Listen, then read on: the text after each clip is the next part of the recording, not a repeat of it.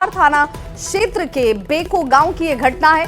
इस दौरान दोनों पक्षों की तरफ से एक दूसरे पर जमकर ईंट पत्थर की बौछार की गई। इस दौरान दोनों पक्षों से करीब 6 से ज्यादा महिलाएं घायल हुई हैं। सभी घायलों को फिलहाल इलाज के लिए बिरनी सीएचसी लाया गया, जहां 2 महिलाओं की हालत नाजुक देखते हुए उन्हें सदर अस्पताल रेफर कर दिया गया। लोगों का ये आरोप है कि मारपीट के दौरान पुलिस प्रशासन की टीम मौके पर मौजूद रही, लेकिन मुख्य दर्शक बनकर कोई कार्रवाई पुलिस की तरफ से नहीं की गई। देखिए सर, देखिए सर, आप लोग देख लीजिए, यहाँ देखिए लड़ाई करवा रहे हैं आप लोग। देखिए आप लोग लड़ाई करवा रहे हैं। मामला फिर हो गया, उसमें वो घर बना रहा था, तब प्रशासन भी आकर के खड़ा होकर के मतलब बना रहा था और बोल रहा था कि इसका डिग्री हो गया है। और हम लोग बोल रहे थे कि वो इसका डिग्री हुआ है तो हम लोग को पेपर दिखाइए डिग्री वाला। तो बोल रहा था कि बोल नहीं तो इसका पेपर है। तो हम लोग बोले हैं कि बोल जब इसका पेपर है तो अकेले क्यों नहीं बनाता है घर, अकेले बनाना चाहिए। तो नहीं, अकेले नहीं बनाता था, बाहर से आदमी लाता है 20 गो कभी 50 गो और ला करके और मतलब हम लोग को मारने के लिए वो लाता है और डंडा लेकर के वहाँ रखता है। सोनिया गांधी और राहुल गांधी की टिप्पणी पर बीजेपी इस वक्त भड़क उठी है। बीजेपी ने जोरदार हमला करते हुए कहा कि सोनिया गांधी ने राष्ट्रपति का अपमान किया है। साथ ही कांग्रेस से राष्ट्रपति और आदिवासी समाज से माफी मांगने की भी मांग की। पूर्व अध्यक्षा है कांग्रेस पार्टी की और कांग्रेस पार्टी की सर्वोच्च नेता है। जिस प्रकार का कमेंट उन्होंने महामहिम राष्ट्रपति के लिए किया है वह बिल्कुल उचित नहीं है। उन्होंने कहा कि राष्ट्रपति जी अपने पूरे भाषण में शी वॉज वेरी टायर्ड, वो बहुत थक गई थी। And what a poor thing, उन्होंने उन्हें पुअर थिंग मतलब बेचारी, अगर मैं उसको ट्रांसलेट करूं तो हिंदी में बनता है कि बेचारी। स्पष्ट रूप से हम कहना चाहेंगे कि महामहिम राष्ट्रपति कदाचित बेचारी नहीं हो सकती है। भारतवर्ष एक गणतंत्र है, विश्व का सर्वोच्च लोकतंत्र है और इस लोकतंत्र की जो प्रथम नागरिक है वह आदिवासी समाज से आई एक महिला है। हमारा देश का महामहिम राष्ट्रपति जी का संसद में जो अभिभाषण हुई है पूरा देश ने सराहना किया है, लेकिन कांग्रेस नेता श्रीमती सोनिया गांधी जी और विपक्ष के कुछ नेताओं ने जो टिप्पणी की है मैं उसका घोर निंदा करता हूं। हमारा देश का राष्ट्रपति एक महिला आदिवासी है, ये कमजोर नहीं है। पहली बार एक महिला आदिवासी इस देश का राष्ट्रपति बनी है तो इनको हजम नहीं हो रहा है और इसको कमजोर बताती है।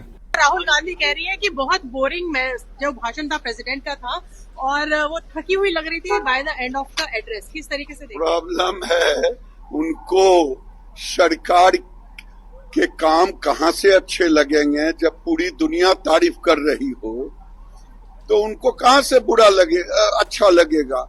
तो जाकी रही भावना जैसी पढ़ो मूर्त देखी 300। कांग्रेस पार्टी कभी सुधरेगी नहीं। उनकी बेटा और वो माँ दोनों मिलके एक प्रकार से भारत की महिला शक्ति को गाली दे रहे हैं, भारत की वंचित वर्ग की लोगों को गाली देते हैं, आदिवासी लोगों को गाली देते हैं और हमारे उड़ीसा को उन्होंने अपमानित किया। इस प्रकार के सामंतवादी लोग, महाप्रभु जगन्नाथ इनको सद्बुद्धि दे, ये सुधर जाए। लोग उनको अभी भी तो बाहर रखे हैं, लंबे समय तक ये बाहर रहेंगे।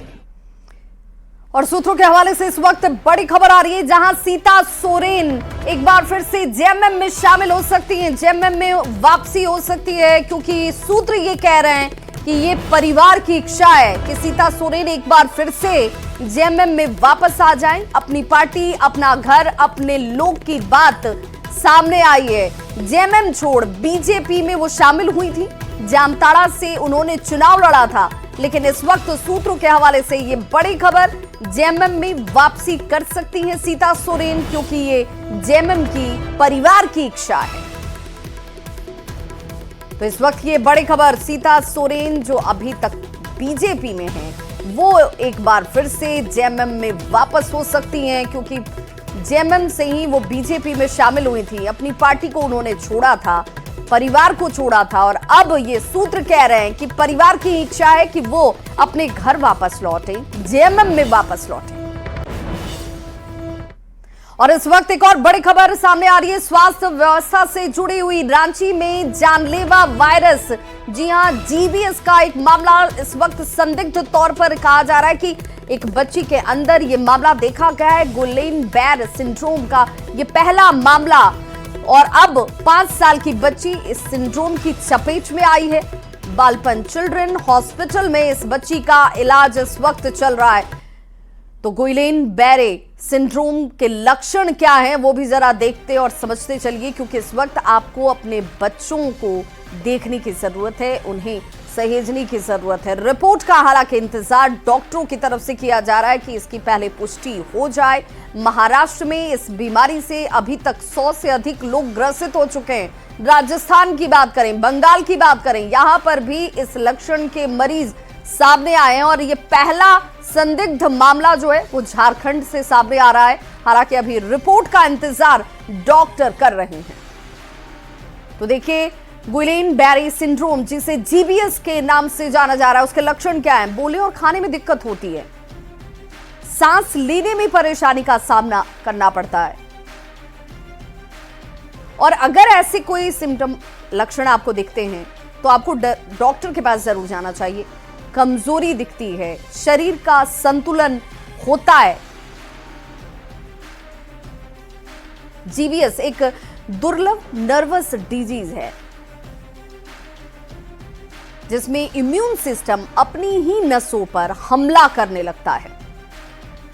जो हम लोग नॉर्मल जीबीएस देखते हैं उससे तेजी से बढ़ा और ज्यादा सीवियर फॉर्म है ये डिजीज का। इसका मतलब है कि जो ये बीमारी है वो बहुत ही गंभीर, मतलब बहुत तेजी से बढ़ने वाला बीमारी है। जो हमारे झारखंड में है अभी तक और कोई केस नहीं मिला। जो बच्ची मिली है वो अभी महाराष्ट्र से होके आई थी। बालपन हॉस्पिटल में एक सस्पेक्टेड जीबीएस का केस रिपोर्ट किया गया है। तो हम लोग को 27 तारीख को रिपोर्ट किया गया था। उसके बाद हम लोग एक्टिव हो गए और ये कौन एरिया था, बांधगाड़ी वहाँ अटल क्लिनिक में हम लोग तुरंत वहाँ गए। वहाँ पर पता किए तो इस तरह का कोई केस नहीं था। फिर जो बच्ची जहाँ रहती है बांधगाड़ी में ही, वहाँ के आसपास के सभी घरों का सर्वे भी कराया गया, लेकिन इस तरह का कोई केस नहीं हुआ। लेकिन यह है कि ये महाराष्ट्र से एपिडेमियोलॉजिकली लिंक्ड केस है कि बच्ची महाराष्ट्र से कुछ दिन पहले ही आई थी और सडन इसका वीकनेस, लोअर लिम्ब में वीकनेस स्टार्ट हुआ और शाम तक सीवियर होते चला गया। और कैसे इसके लिए हम लोग देखिए हाउस टू हाउस सर्विलेंस भी चलाए हैं, मगर हम लोग अभी तक ऐसा नहीं आया था। जैसे डॉक्टर साहब ने बताया कि हम लोग सबसे पहले अटल क्लिनिक और उनका जो घर है शिव मंदिर एरिया में, हम लोग वहाँ पे हाउस टू हाउस सर्विलेंस चलाए हैं, मगर अभी तक कुछ ऐसा केसेस वहाँ पे नहीं मिला है। अभी जैसे हम लोग यहाँ पे ब्लड सैंपल कलेक्शन के लिए यहाँ पे बालपन हॉस्पिटल के लिए आए हुए हैं कंफर्म केस के लिए। तो धनबाद पहुंचे वित्त मंत्री राधा कृष्ण किशोर ने केंद्रीय बजट को लेकर एक बड़ा बयान दिया है। उन्होंने कहा कि केंद्र सरकार भले ही झारखंड को कोई पैकेज ना दे, लेकिन झारखंड का बकाया 1,36,000 करोड़ जरूर दे दे। मुख्यमंत्री मैया सम्मान योजना में बोकारो में हुए लगभग 30 लाख के घोटाले पर उन्होंने कहा कि बल्क में कोई योजना लागू होती है तो गड़बड़ी हो सकती है और ऐसी ही गड़बड़ी संभवतः यहां भी हुई होगी। इसकी जांच की जा रही है, उसके बाद आरोपी पर कार्रवाई की जाएगी। कि कोई विशेष आर्थिक पैकेज देने की आवश्यकता नहीं है झारखंड को, हमको चाहिए नहीं। मेरा 1,36,000 करोड़ रुपया जो बकाया वही हमको वापस कर दे। कहीं भी देखेंगे जो बल्क में योजनाएं होती हैं, जैसे मनरेगा में और अभी आपने कहा बैया सम्मान योजना में, इस तरह जितनी भी योजनाएं हैं वो भी 50 लाख की संख्या कम नहीं है। तो इसकी संभावना है कि कुछ गड़बड़ियां होंगी। कुछ गड़बड़ियां अगर पाई जाती हैं तो उसके विरुद्ध कार्रवाई भी होगी। वित्त मंत्री राधा किशोर आज धनबाद पहुंचे हैं। सर्किट हाउस में धनबाद डीसी और एसएसपी ने शिष्टाचार मुलाकात की। वहीं राधा किशोर ने कोयले की केंद्र सरकार पर रॉयल्टी की बात को फिर से एक बार दोहराया है। वहीं कल जो है केंद्र सरकार का बजट भी आने वाला है, जिसे लेकर अब उन्होंने एक बड़ा बयान दे दिया है। उनका कहना है कि केंद्र सरकार झारखंड को कोई स्पेशल पैकेज नहीं दे और ना ही झारखंड सरकार कोई ऐसी मांग रख रही है। केंद्र सरकार केवल 1,36,000 करोड़ जो बकाया है वह उसे केवल दे दे। वहीं मैया योजना में जो गड़बड़ियां सामने आई है, उन्होंने कहा कि बल्क में जब कोई योजना लागू होती है तो संभावना होती है कि कुछ गड़बड़ियां हो जाती है, लेकिन उन गड़बड़ियों को करने वाले दोषी अधिकारियों पर कार्रवाई जरूर होगी। संजय गुप्ता, न्यूज 18 धनबाद। और बड़ी खबर रांची से आ रही है, जहां केंद्र सरकार ने झारखंड को तोहफा दिया है। अब झारखंड के बेघरों को आशियाना हासिल होगा। जी हां, दरअसल केंद्र ने पीएम आवास योजना का लक्ष्य बढ़ा दिया है। अब 4,19,947 घरों को मंजूरी मिल गई है। पहले 1,13,000 घर देने की मंजूरी थी, लेकिन अब इस संख्या को बढ़ा दिया गया है। बता दें कि पीएम आवास योजना को लेकर झारखंड सरकार को लंबा इंतजार करना पड़ा, क्योंकि केंद्र सरकार ने झारखंड में पीएम आवास योजना की स्वीकृति पर रोक लगाई हुई थी।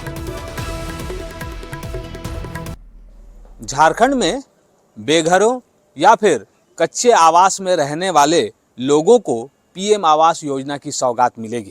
केंद्र सरकार ने झारखंड को पीएम आवास योजना देने का निर्णय लिया है और आपको बता दें कि लंबे समय से इस आवास योजना को तहत पत्राचार हो रहे थे और अब जो जानकारी आ रही है उसके मुताबिक 4,19,947 आवास की स्वीकृति देने का लक्ष्य रखा गया है। हालांकि कुछ दिनों पहले ही 1,13,000 आवास देने की बात केंद्र सरकार के द्वारा कही गई थी।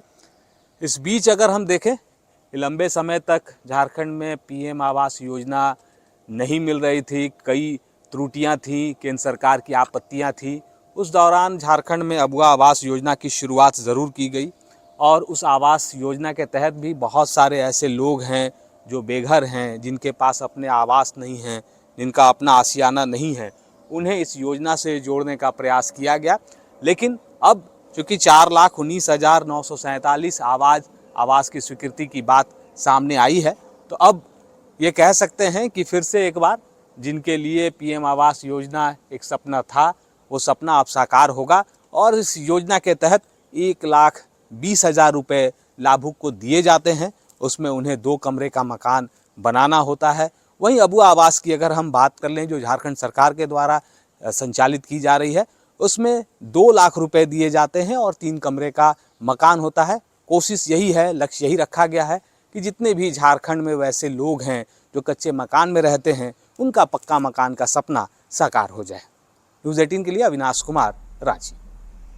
झारखंड में नगर निकाय चुनाव को लेकर राजनीतिक दलों ने जीत की अपनी अपनी रणनीति बनानी शुरू कर दी है। राज्य में भले ही दलीय आधार पर चुनाव नहीं हो रहे हों, पर राजनीतिक दल का दमखम चुनावी मैदान में जरूर दिखेगा।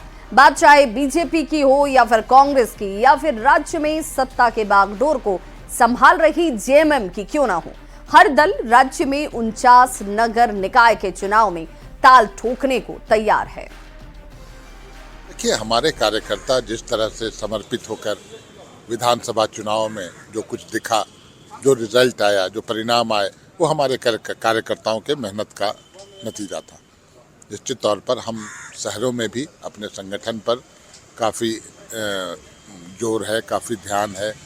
माननीय हेमंत सोरेन जी का भी मानना है कि हम शहर में अपने संगठन को और मजबूत करें। सदस्यता अभियान अभी चल रहा है। सदस्यता अभियान में शहरों पर विशेष ध्यान दिया जा रहा है। वहाँ ज़्यादा से ज़्यादा लोग हमारी पार्टी से जुड़ेंगे, पार्टी मजबूत होगी और नगर निकाय चुनाव में भी उसका परिणाम देखें। देखिए, अभी तो सदस्यता अभियान का कार्यक्रम चल रहा है और इसके बाद भारतीय जनता पार्टी सीधे नगर निगम के चुनाव के मैदान में उतरेगी। लेकिन इतना कह सकते हैं कि भारतीय जनता पार्टी 365 दिन अपने कार्यकर्ताओं के माध्यम से, कार्यकर्ताओं के भरोसे चुनाव के लिए तैयार रहती है। जब चुनाव हो जाए, भारतीय जनता पार्टी तत्परता के साथ, मजबूती के साथ चुनाव लड़ने के लिए तैयार रहेगी। तौर पर ये चुनाव होना भी जरूरी है। पिछले बार चुनाव हुई थी 2018 में, तो मैं भी डिप्टी मेयर का उम्मीदवार था रांची से और लगभग 70,000 वोट मुझे शहर की जनता ने दिया था, अपना आशीर्वाद प्यार दिया था। कुछ वोट से हम चूक गए थे। देखिए, पॉलिटिकल पार्टी का सिंगार ही चुनाव होती है, चाहे वो बैनर पे हो या फिर सामान्य तरीके से हो। तो एक राजनीतिक दल होने के नाते कांग्रेस पार्टी हमेशा चुनाव के लिए तैयार रहती है, जनता की सेवा के लिए तैयार रहती है और लोगों की जो समस्याएं हैं उसको भली भांति समझती है पार्टी। पूर्व स्वास्थ्य मंत्री बन्ना गुप्ता पर जेडीयू के विधायक सरयू राय जोरदार हमला करते नजर आए। सरयू राय ने यह आरोप लगाया कि एम्बुलेंस खरीद में घोटाला किया गया है, उपकरण ही नहीं एम्बुलेंस में भी, इसीलिए सारे एम्बुलेंस जो हैं वो बेकार पड़े हुए हैं। उन्होंने आने वाले विधानसभा सत्र के दौरान एक बार फिर से इस मामले को उठाने की बात कही है। खरीदा, ऊंची कीमत पर खरीदा और एम्बुलेंस के भीतर जो उपकरण रहने चाहिए थे जांच के, वो उपकरण नहीं थे, आज भी नहीं है। और 3-4 दर्जन तो एम्बुलेंस आज भी RCH 24 में खड़ा है, बहुत चली ही नहीं उसमें। इसमें घोर भ्रष्टाचार हुआ है। इसके अलावा दवा के खरीद का मामला भी मैंने विधानसभा में उठाया, जांच के लिए समिति बनी, आज तक रिपोर्ट नहीं आई। और बन्ना गुप्ता के समय की जांच कराएंगे तो बन्ना गुप्ता जाकर रोए गाएंगे कांग्रेस के नेताओं के पास और रुकवाएंगे जांच को।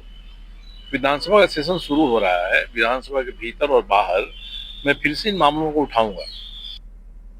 तो वहीं बोकारो में टोटो चालकों ने नगर निगम ऑफिस में पहुंचकर जोरदार हंगामा किया। टोटो ड्राइवरों का यह आरोप है कि नगर निगम की उनसे 15 रुपए की अवैध वसूली जो है वो की जा रही है। आरोप ये भी कि रांची नगर निगम 50 से बड़ा है, लेकिन वहां भी इस तरह की वसूली नहीं की जाती। राज्य में कहीं भी वसूली से इनकार करते हुए ऑटो ड्राइवर ने 50 नगर निगम पर काला कानून लागू करने का आरोप लगाया। नगर निगम वाले टिकट काटना चालू कर दिए हैं 31 तारीख से, जो हम लोग को पूरे टोटो वाले को नामंजूर है। इस चीज को वापस किया जाए। हम लोग पूरे टोटो यूनियन यही वापस मांगने के लिए तैयार हैं। क्यों काट रहे हैं पता नहीं, हम लोग को कोई इन्फॉर्मेशन नहीं दिया गया है, न पेपर में, न कहीं पर इन्फॉर्मेशन नहीं दिया गया है। खबर गिरिडीह से, जहां गांवा CSC में तैनात BTT यानी कि ब्लॉक ट्रेनिंग टीम सदस्य उषा कुमारी पर अवैध उगाही का आरोप लगा है। CSC में तैनात कर्मचारी पर बंध्याकरण के लिए रजिस्ट्रेशन करवाने के नाम पर रुपए लेने का आरोप लगा, जिसका वीडियो सोशल मीडिया पर तेजी से वायरल है। न्यूज़ 18 हालांकि इस वायरल वीडियो की पुष्टि नहीं करता। वीडियो में दिख रहा है कि उषा कुमारी को एक व्यक्ति 200 रुपए दे रहा है, जिसमें से वो 100 रुपए काटकर 100 रुपए वापस कर रही हैं। पूरे मामले पर BTT उषा कुमारी ने पैसे छुट्टे कराने के नाम पर वीडियो बनाने का ये आरोप लगाया। इस मामले में प्रखंड चिकित्सा पदाधिकारी ने कहा कि पैसे लेने की शिकायत उनके पास नहीं आई है और अगर रुपए लिए गए हैं तो इस पर कार्रवाई जरूर की जाएगी। खबर चक्रधरपुर से, जहां अवैध मिनी शराब फैक्ट्री का खुलासा हुआ। उत्पाद विभाग और जिला पुलिस की ओर से रोबोगा गांव में छापेमारी में भारी मात्रा में अवैध नकली शराब की जब्ती की गई। इसके साथ ही शराब बनाने में इस्तेमाल होने वाले स्पिरिट, कांच और प्लास्टिक के खाली बोतलों के साथ नकली शराब है उसमें मिलाए जाने वाले रंग सहित कई सामान यहां से बरामद किए गए। इस दौरान एक आरोपी को गिरफ्तार किया गया है। तुम लोग बताओगे थोड़ा।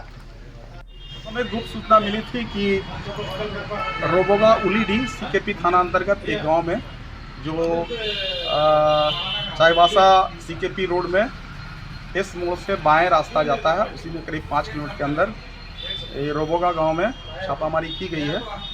और एक घर में विधिवत तलाशी लेने पर वहां अवैध विधि शराब का निर्माण करते हुए काफ़ी भारी मात्रा में उत्पाद पदार्थ बरामद किया गया है। खबर सिमडेगा से, जहां गांधी मेला में इन दिनों बुलंदशहर से आए विशेष खाजे की खुशबू और स्वाद दोनों ही वातावरण में घुले हुए हैं। बुलंदशहर के कारीगर सिमडेगा गांधी मैदान में आकर स्पेशल विशेष आकार के खाजे को तैयार करते हैं, जो अपने स्वाद की वजह से लोगों को बरबसी यहां तक खींच कर ला रहा है। इसमें ये खाजा में ये विशेषता है, एक साल में ये यहाँ गांधी मेले में आता है।